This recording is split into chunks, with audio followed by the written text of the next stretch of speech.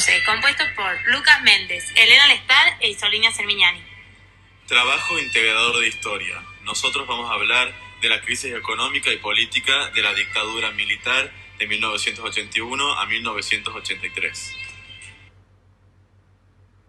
Para empezar tenemos el golpe militar del 24 de marzo de 1976. En esta fecha la Junta de Comandantes en Jefe de las Fuerzas Armadas y los jefes militares denominaron un proceso de reorganización nacional a la gestión que comenzaban.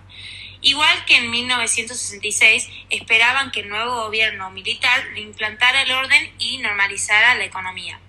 Hubo profundas y graves diferencias entre los mecanismos, las metodologías y las políticas llevadas a la práctica por los gobiernos militares anteriores y los que implementó la dictadura que tomó el gobierno el 24 de marzo de 1976.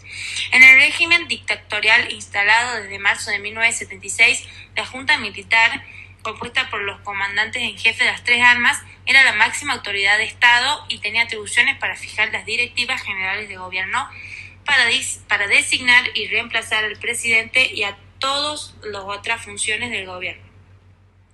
Las diferencias fundamentales con otros gobiernos de facto estuvieron dadas por las metodologías y las políticas de la nueva dictadura militar adoptó para lograr el disciplinamiento de la sociedad argentina. La apertura de la economía. El nuevo programa estaba basado en el supuesto de que una parte importante del aumento de los precios y se propuso la información anticipada del porcentaje de devaluación y lo hizo fijando la variación de la pauta cambiaria en relación entre el peso y el dólar. El equipo económico presentó entonces la apertura económica. Esto se basaba en facilitar el ingreso de los productos importados fabricados en el extranjero como una forma de controlar la inflación.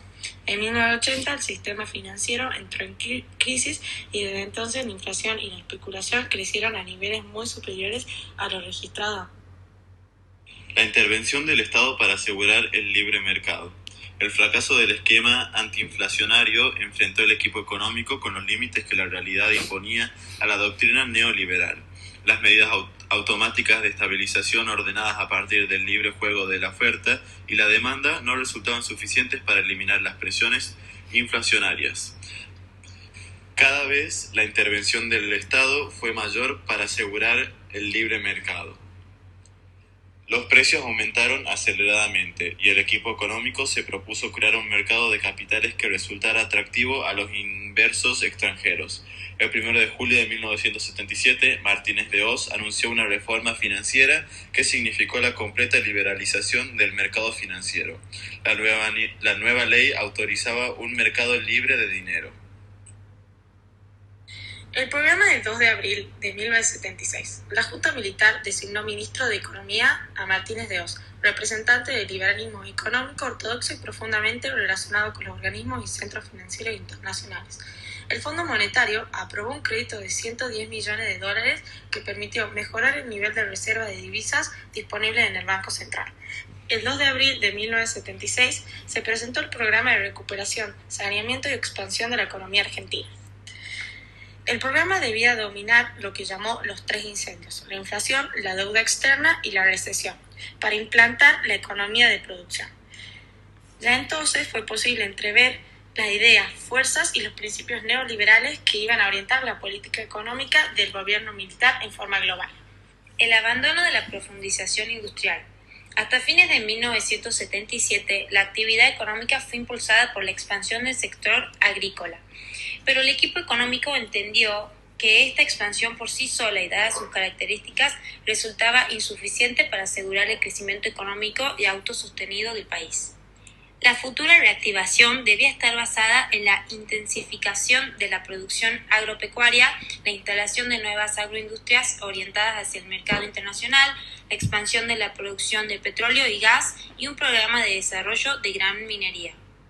Por último, tenemos la crisis financiera de 1980. Desde fines de 1979 se venía agudizando el enfrentamiento entre los miembros del equipo económico y los directivos de algunos de los bancos que más habían crecido. En marzo de 1980, el gobierno decidió cerrar el mayor de los bancos locales, el Banco de Intercambio Regional, BIR, hecho que provocó una crisis financiera de profundos alcances. A los pocos días dispuso el cierre de otros grandes bancos. Esta política de liquidación continuó durante todo el año. Estas medidas provocaron un pánico generalizado entre los inversores y una ola de demanda especulativa de divisas. Frente al retiro de los depósitos de los bancos y de las entidades financieras, el equipo económico decidió restablecer la garantía oficial de la totalidad de los depósitos. La creciente demanda de divisas y la fuga de capitales al exterior continuaron durante 1980 y se profundizaron a partir de febrero de 1981, cuando el equipo económico finalmente anunció una nueva devaluación.